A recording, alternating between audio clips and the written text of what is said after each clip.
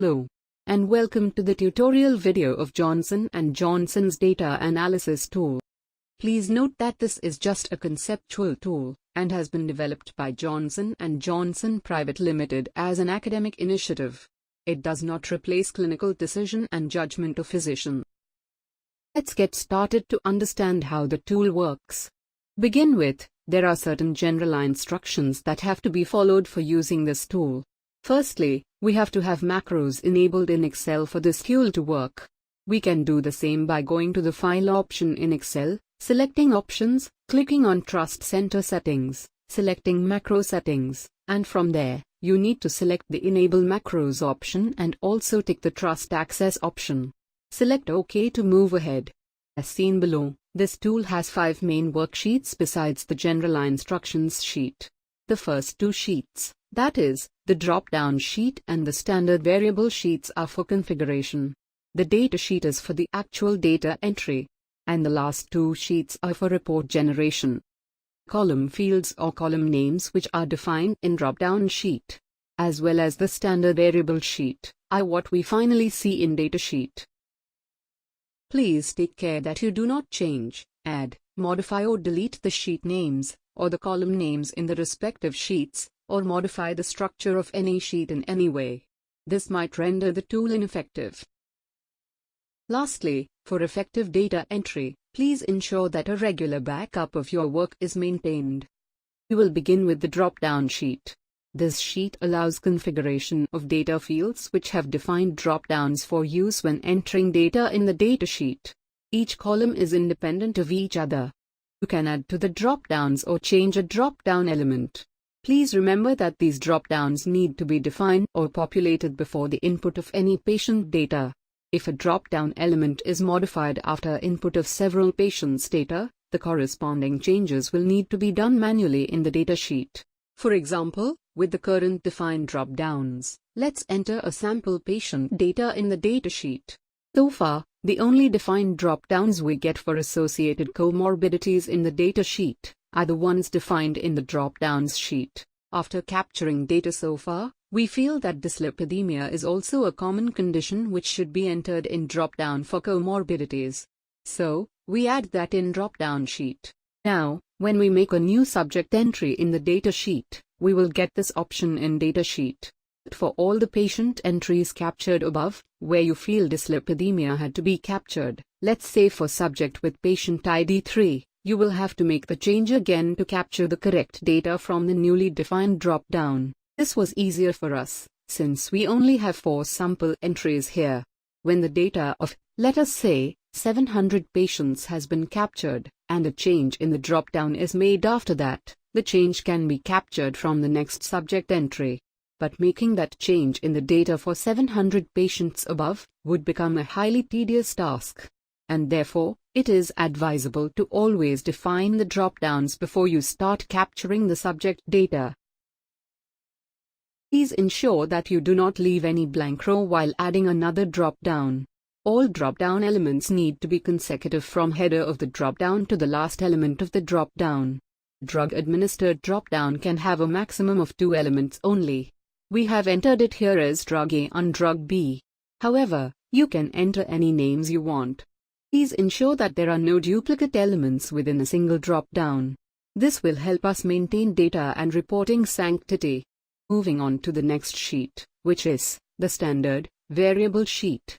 This sheet contains information relating to data types, data display formats, data entry guidelines, as well as report inclusion criteria for the remaining column headings of the data sheet.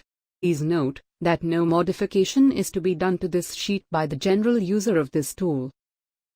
There is a display toggle for the entry guidelines here, which you can use to display or not display these guidelines in the data sheet. Just click Y and press Enter if you want these to be displayed, and as you can see, the entry guidelines start displaying in the data sheet.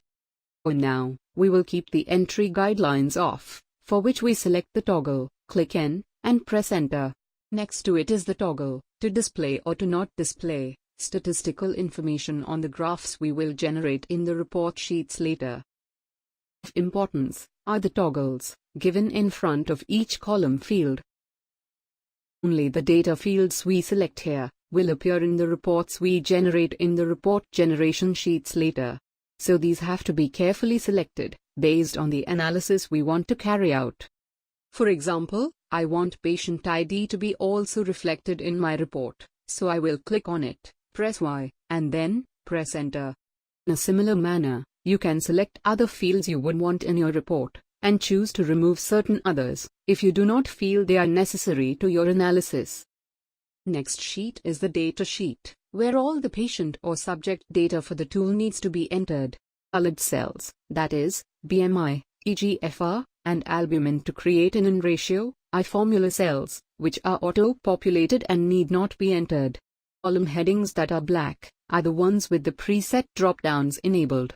Pop-ups will appear for these columns, which will either be single-click or multi-click. This will be mentioned on the header of the pop-up. Data for a single-click pop-up, meaning where only one option can be selected from the drop-downs, that is, gender, visit description, and drug administered, can be entered either by double-clicking the pop-up element, or selecting the pop-up element, and then choosing the Select button.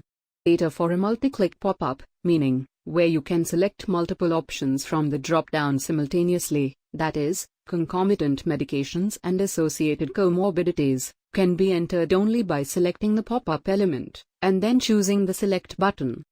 While making the data entry, please ensure that you follow the specified format given in standard variable sheet for each data entry.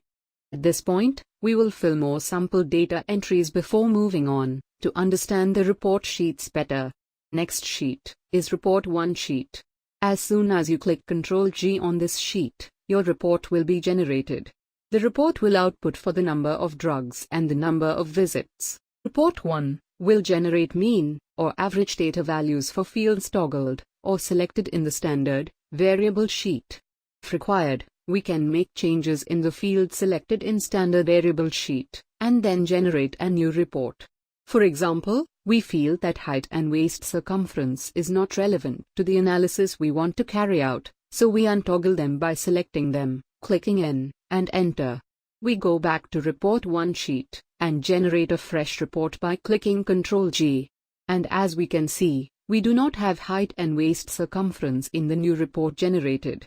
You can right-click any element of a generated report to create a graph for that element. Such graphs can be copied and pasted in other document types, Word, PowerPoint, etc., via standard copy and paste commands. Graph will also give you statistical information, such as mean difference, p-values, etc., which can be useful to your analysis. If we do not require this statistical information to be displayed, we can go back to the standard variable sheet, select the toggle, click N, and press Enter. Please note that only one graph will generate at any point in time. For multiple graphs, create, copy, and paste several single graphs. Next sheet, which is Report 2, also generates report by clicking Ctrl+G. This report is for generation of variations in the data captured between the visits from baseline. For example, it captures what is the difference in the mean body weight from baseline to 3 months, from baseline to 6 months, from baseline to 1 year, and so on. This information can be captured for up to 2 drugs. Additionally, it also captures what is the difference in the parallel elements if the data set contains information of 2 drugs. Graphs can be created from this report too for any element. And this is how you can utilize this tool to carry out analysis according to your requirements to make more sense out of patient data you capture. There is also an instruction sheet built into the tool in the beginning for reference, in case you have any queries. And with this, we come to the end of this tutorial video for this data analysis tool. Thank you for watching.